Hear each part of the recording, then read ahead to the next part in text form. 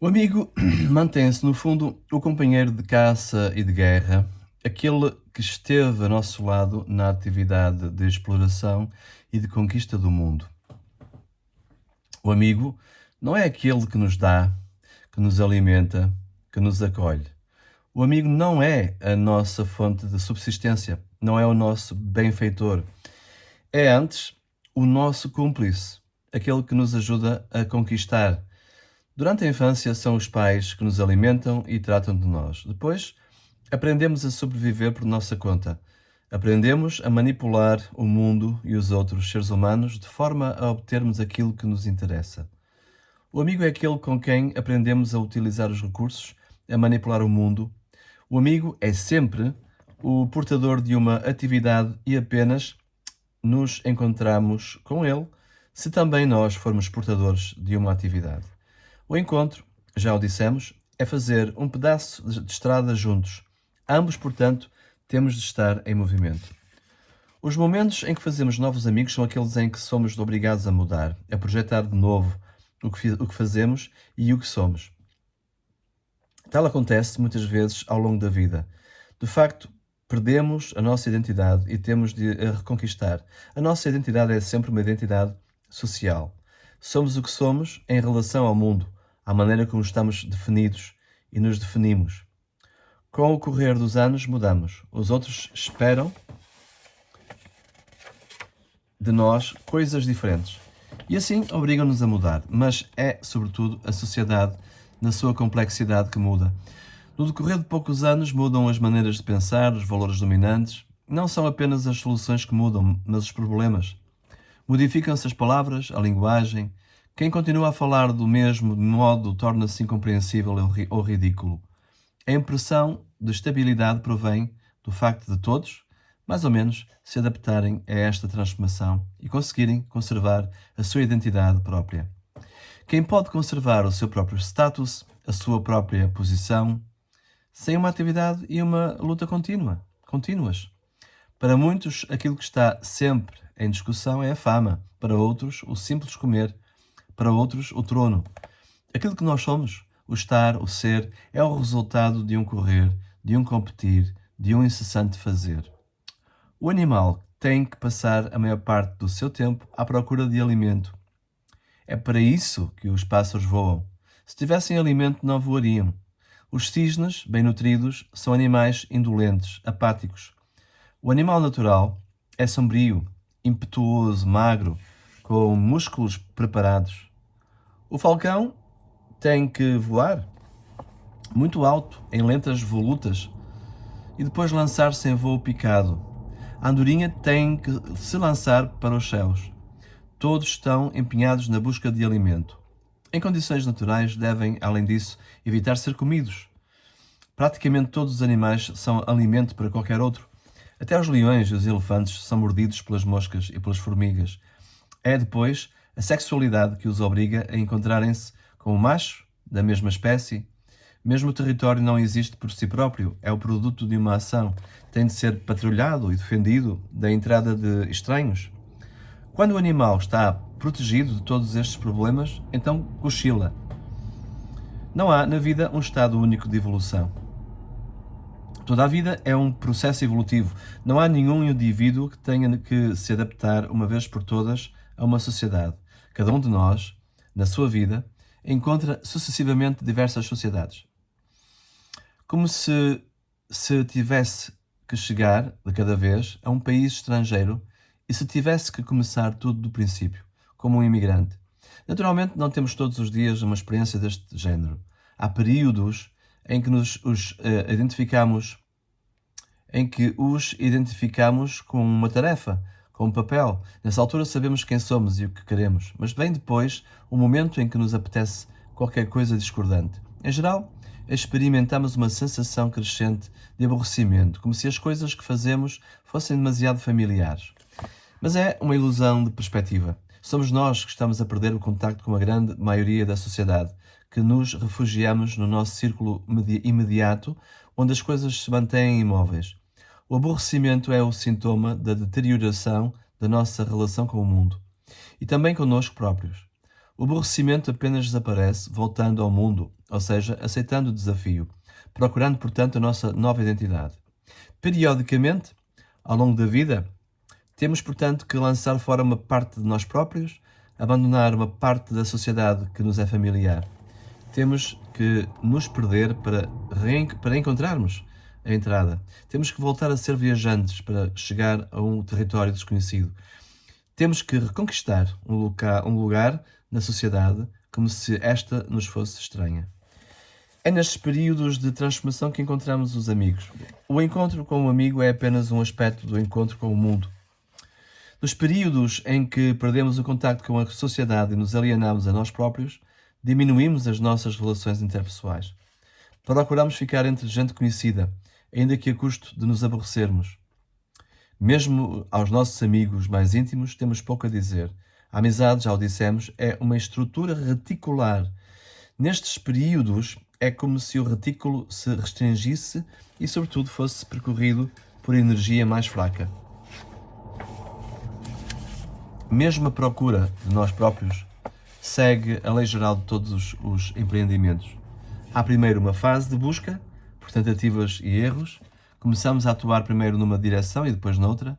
É uma atividade exploradora de sondagem na qual acumulamos erros e desilusões. Só depois de um certo tempo começamos a entrever qual pode ser a nossa estrada. Até lá não podemos fazer um plano de ação real e verdadeiro e concentrar todas as energias naquela direção. Nesta última fase, podemos dizer que nos estamos a projetar a nós próprios. Na realidade, escolhemos aquilo que queremos ser a partir dos nossos desejos, das nossas aspirações, da nossa capacidade real, dos recursos que podemos utilizar. Há, portanto, sempre uma escolha, a vontade de ser assim e não de outra maneira.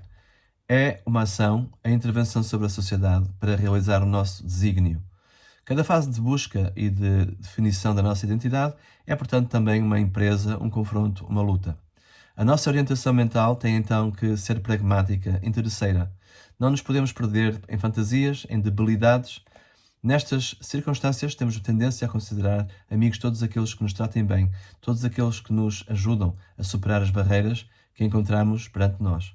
Quando estamos num país estrangeiro, no qual nos sentimos excluídos, estamos dispostos a apreciar até o mais pequeno sinal de bondade, mas ao mesmo tempo a odiar ferozmente aqueles que nos poderiam ajudar e não o fazem, a invejar aqueles que, do alto dos seus privilégios, nos negam justiça. É um momento de sentimentos fortes, de rancores tenazes e de reconhecimento imediato. As pessoas que nos ajudam, que nos tratam bem, os nossos benfeitores, parecem-nos como que um posto avançado na sociedade inimiga, uma zona libertada da qual podemos partir para nos alargarmos a outras zonas, até que não tenhamos reconstruído a trama social amigável que nos permite alcançar os nossos fins com relativa segurança. Muitas destas pessoas consideramos-las como amigas, mas se examinarmos atentamente os nossos sentimentos, percebemos que a nossa predisposição amigável em relação a eles depende exclusivamente daquilo que fazem, da sua bondade, do facto de nos servirem, de nos serem úteis. Mas se nos negam qualquer coisa, imediatamente nos tornamos agressivos e os pomos de parte. Uma atitude ativa para com a vida exige esta orientação instrumental para com a pessoa, com ondas mutáveis de sentimentos em relação ao sucesso e ao insucesso, à gratidão e à frustração. É no interior deste novelo de relações e de emoções que temos os encontros que constituem a amizade.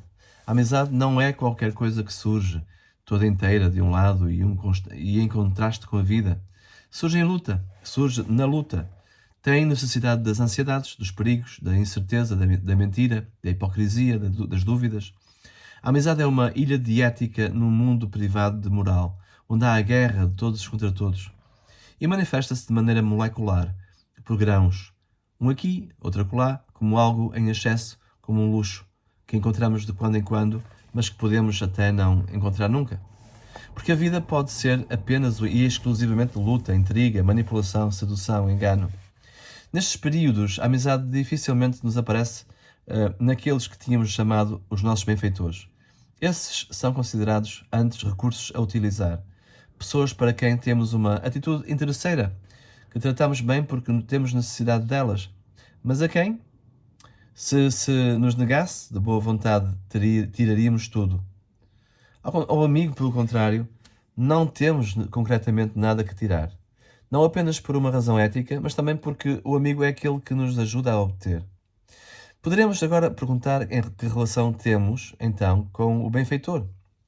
Não pode ser apenas de interesse. Não dependemos profundamente dos nossos benfeitores. O protótipo do benfeitor é a mãe. O sentimento que experimentamos para com o benfeitor é a gratidão, o reconhecimento.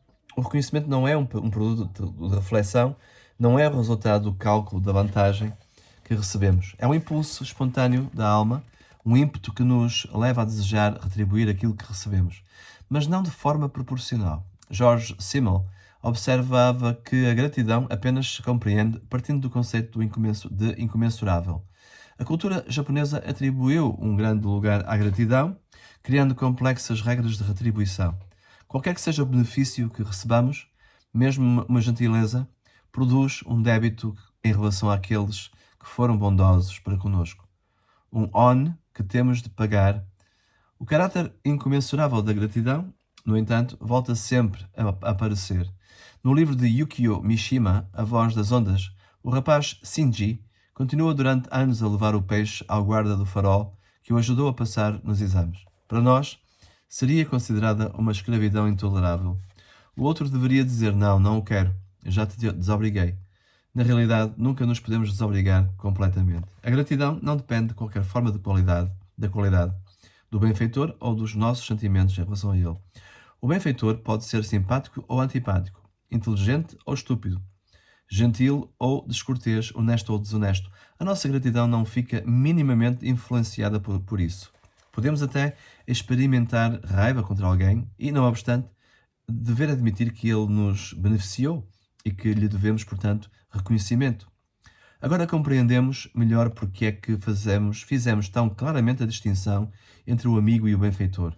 Em relação ao amigo, além do mais, há reciprocidade. Portanto, não nos sentimos em dívida, mesmo que faça muito por nós. Ou melhor, em relação ao amigo, os débitos e os créditos são tais e tantos que se contrabalançam e já não se pensa mais, de qualquer forma, na contabilidade. Não pode então dar-se o caso em que o benfeitor se torne um amigo? Claro que se dá. Quando o benfeitor não é passivo, não é um recurso de que se usufrui, mas alguém que se põe ao nosso lado para construir conosco. Quando, em suma, até ele se põe em movimento à aventura. Voltemos à metáfora do país estrangeiro em que somos imigrantes. Podemos encontrar pessoas que nos tratam humanamente, que nos ajudam a inserirmos-nos no mundo hostil, que nos convidam para uma festa sua, que nos apresentam aos seus amigos, os seus amigos. Estes são os benfeitores, mas o amigo pode apenas ser aquele que, embora sendo daquele país, é também, de alguma maneira, um estrangeiro como nós, na mesma situação que nós. Por exemplo, um rebelde. O amigo é sempre dúplice. Por um lado, é como nós próprios, a nossa cópia. Por outro, pertence à sociedade que nos ignora. Num país estrangeiro, o amigo é alguém que se põe contra o seu país, pelo menos num aspecto, e se torna nosso cúmplice. Não é, portanto, aquele que nos hospeda bem, segundo as regras da boa educação, mas aquele que nos ajuda a descobrir os segredos do país hostil para o subjugar. Naturalmente, a amizade recíproca apenas é possível se também nós representarmos o mesmo papel para ele. Encontramos-nos, portanto, com aqueles que estão à procura, os estrangeiros na sua própria pátria, os excluídos, aqueles que devem e querem combater para construir uma cidade. Encontramos-nos com aqueles que nos completam porque cada um está um pouco mais à frente do que o outro, naquele setor, para aquele aspecto. O encontro entre amigos fundamenta-se, portanto, em afinidades profundas, tanto da personalidade como da situação em que se encontram. É difícil dizer qual das duas coisas é a mais importante. Para explicar o encontro, é por certo mais importante a situação existencial em que nos encontramos. Para o suceder dos encontros e ainda para o consolidar da amizade, é mais importante a estrutura da personalidade, o tipo de experiência global de vida de que o outro é portador. A busca da identidade é uma viagem que se inicia. Quem busca a sua identidade deve perder-se e encontrar-se, deve morrer e renascer, descer aos infernos e voltar à luz. Esta viagem não pode ser feita em grupo.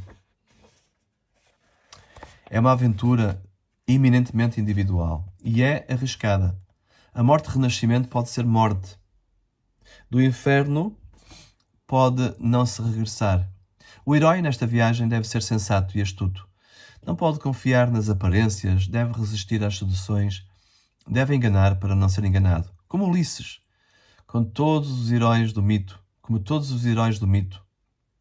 Em alguém, no entanto, deve confiar.